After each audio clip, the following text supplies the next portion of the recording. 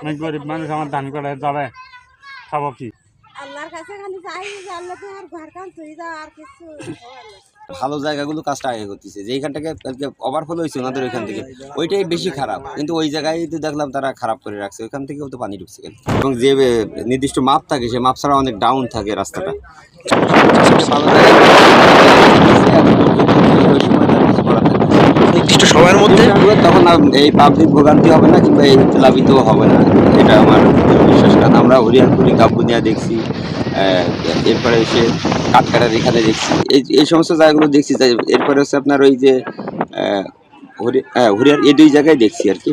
এই দুই জায়গার কাজ তো খুব স্লো, এবং যে জায়গাটা খারাপ সেই জায়গার কাজ তো খুব মানে বিষয়ে আমরা দেখছি একই স্থান বারবার ভাঙছে, এর কারণটা কি? কিন্তু এটা আপনি দেখছেন এখানে আসলে ঘের, এই এলাকাটা জনবসতি না, এই এলাকায় মানুষ তো চলাচল খুব কম, এখানে যারা কাজ করে কাজের মানও খুব কম থাকে।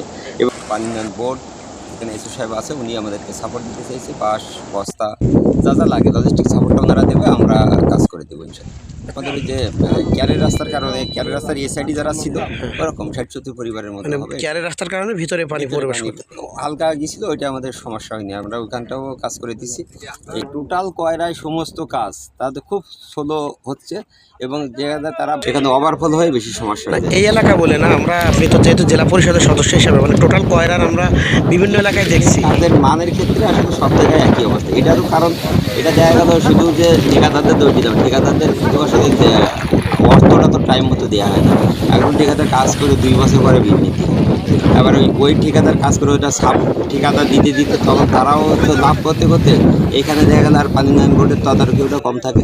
আপনি তো নিজেই জানেন যে ইয়াসে বাঁধ ভাঙিছিল আমাদের দশদিয়া লঞ্চঘাটের বাঁধ, এই 2 বছর হয়ে গেছে, সেই কাজের বস্তা এখনও রাস্তার উপরে, বস্তাগুলো ফেলা হচ্ছে না, সে ঠিকাদার কিন্তু চলে গেছে, অথচ ওইখানে আমাদের কাজ করতে দেওয়া হয়নি, জায়গা কাজ করবে এই করে করে ওইখানে কিন্তু তখন ভেঙে গেছিল, অথচ সেই কাজ 2 বছরে শেষ হয়নি, তারা চলে গেছে রাস্তা অবদার উপরে, মানে সাইডে প্লেস করা হয়নি, ডাম্পিং করা হয়নি, সেই অবস্থায় আছে। অথচ ওইটা দেখার দায়িত্ব পানি উন্নয়ন বোর্ডের, ওখানে তো সাধারণ পাবলিক আমরা তো বলতে পারি, আমাদের বলাতে তারা কর্ণপাত করে না। এই অবস্থায় সব জায়গায় যেহেতু তাদের গাফিলাতির কারণে এই সমস্যাগুলো হয়। সব বছর ভাঙে, আর এই বছর বেশি দূর যে রান্না করবে এরকম কোনো সিস্টেম নেই। পানি ঘরটার বুঝাই করা, আমরা তো সব খাটের পাড়ে উঠে বসেছিলাম, সাইক্লোন শেল্টার নেই, সাইক্লোন নেই। আর যে কোনো জায়গায় যাবো সেরকম রাস্তাঘাটও না যে তাড়াতাড়ি কোনো জায়গায় যাবো, যে এই রাস্তায় উঠবো এই রাস্তায় দেখেন কি অবস্থা।